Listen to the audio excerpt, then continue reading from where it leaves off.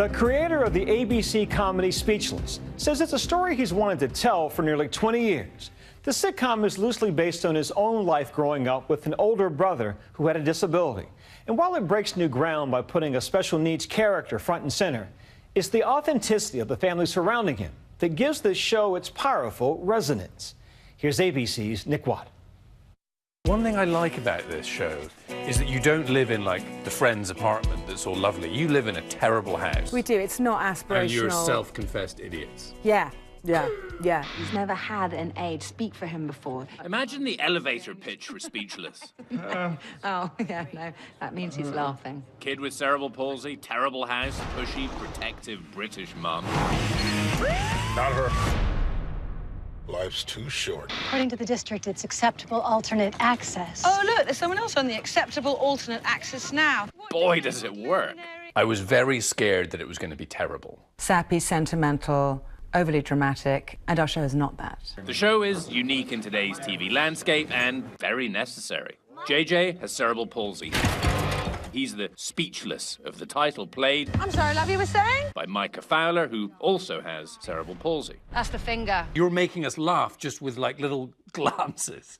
Is it tough to do that? It was tough at the beginning. This role made me a better actor because I have to use facial expressions. And you got to be funny. And that too, yes. Why do you have to be British in this show? I vehemently wanted to be American, and actually was shouted down in the end. And I think you can maybe get away with a little bit more, and you can... You can.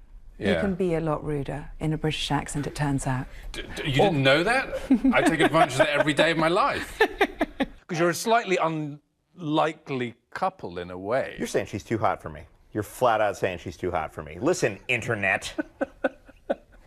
I know I'm saying that. I do make Minnie laugh in real life, and Minnie has occasionally said, I smell good, and relationships have been built on less. Yes, they have. In the van! This is the scene I think defines the show. Dad's just stolen what he thought was trash on the curb. Mom, someone just stole everything I was gonna take to college. Was actually someone's possession. Drive! We gotta take it back. What are we gonna say? This is so humiliating. Yeah, I'll do it. Seriously?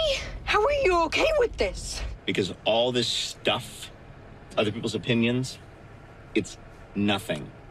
You know, it's not nothing. The doctor tells you there's something wrong with your kid.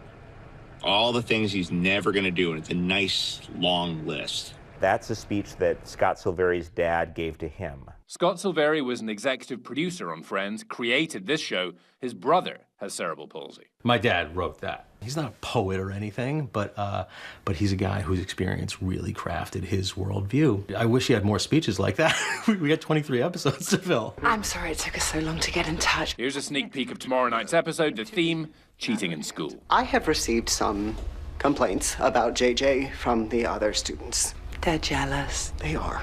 Of his constant, unpunished, insanely obvious cheating. What? Yes, there's a message. Action! But clearly this still has to play by the normal rules of TV comedy. So I've watched this with my 8-year-old boy, and if he didn't find it funny, he'd walk out of the room. My 8-year-old finds it hilarious. Our kids are growing up with this being normal. What have you learned personally hanging out with Micah?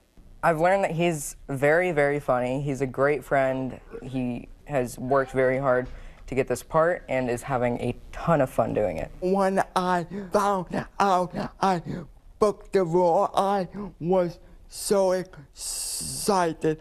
These look stupid. Fun and fulfillment for all. My sister actually had a brain hemorrhage at birth, and I've dealt with the bullying and the staring. I was like so passionate about the script when I read it. You know, as long as I've been doing this for a living, I've been wanting to depict a family like the one that I grew up in, with, you know, somebody who is a little different. You really do look nice. What is it, your hair? What is this? How do you think I normally look? You know. Cedric Yarborough plays the school janitor turned JJ's aide. One of the things I love about your character is that, you know, you are entirely untrained. Sure. You have no idea what you're doing. You have no idea how to react. Yeah, I'm the audience in many ways. You can just come and talk to us, and we'll be okay. Rolling. The show walks that fine line, doesn't want to be too mawkish or offensive. We had a joke a few weeks back, and my line was, having a disability is really expensive. It's almost not even worth it. And that joke itself just pushes the boundary a little bit. And then Scott came down and gave the note, said, oh, Micah should laugh at that joke. This will only work if he tells us it's okay. No more special ed. Brilliant, right? It's difficult for us to be told, look at this differently. So what you do is you make people laugh and see them and have them observe a family that lives like this. And maybe then their interaction with someone who uses a wheelchair on the street is different.